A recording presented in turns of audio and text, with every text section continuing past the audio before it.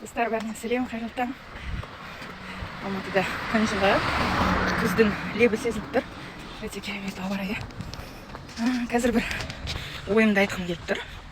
Кеше Фейсбукта бір әйелдің ойын оқыдым.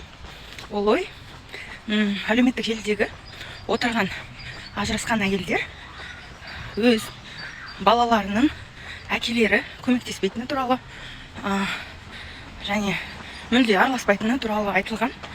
Сол туралы шағымдар бар деп ол кісі жазыпты. Сол кезде ол кісі айтып жатыр, егер өздерің асырай алмайтын болсаңдар, немесе өз жеке өмірлеріңді құрғыларың келсе, онда балаларды әкелеріне тастап кетіңдер. Сосын әкелері балаларға қараудың қаншалықты ауыр екенін сезеді деп жазыпты. Енді жалпы менің ойым, негізі қай жауапкершілікті ата-ана үшін қайсы болмасын, жалпы балаларды асырау қиын емес. Айтады ғой, Құдай әр балаға өз несібесін береді деп, әр баланың өзінің энергиясы болады. Сондықтан қиналмайды, бірақ шынымен әйел адамдар мықты. Менің айтқан астындағы ойым, комментарием осындай болды.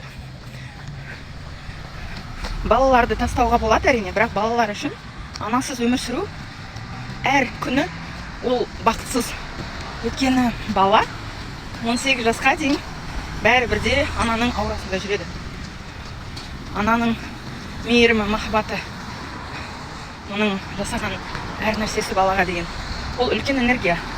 Және бала анадан туылады. Ол биологиялық тұрғыдан ол байланыс бар, энергетикалық, эмоционалдық.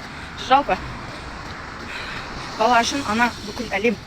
Сондықтан балаларды анадан айыру дұрыс емес. Менің ойымша ең қиналатын нәрсе ол балалар анадан айырылса.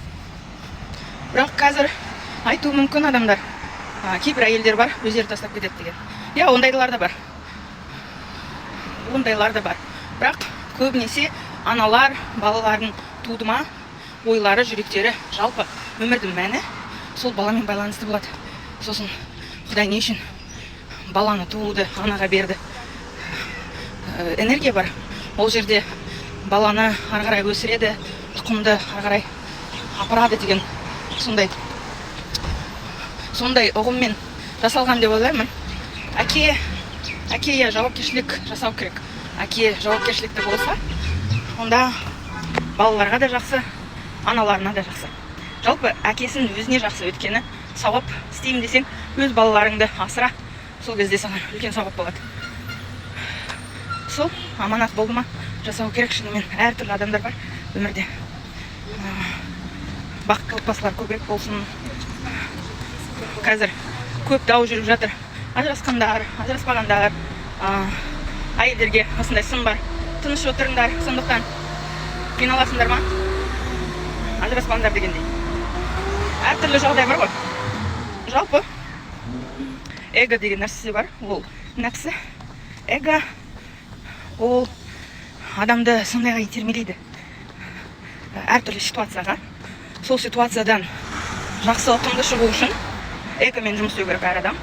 Сол кезде бәрі жақсы болады. Өмірде әртүрлі нәрсе бар, бірақ өзіңді сыйлап қалуың керек.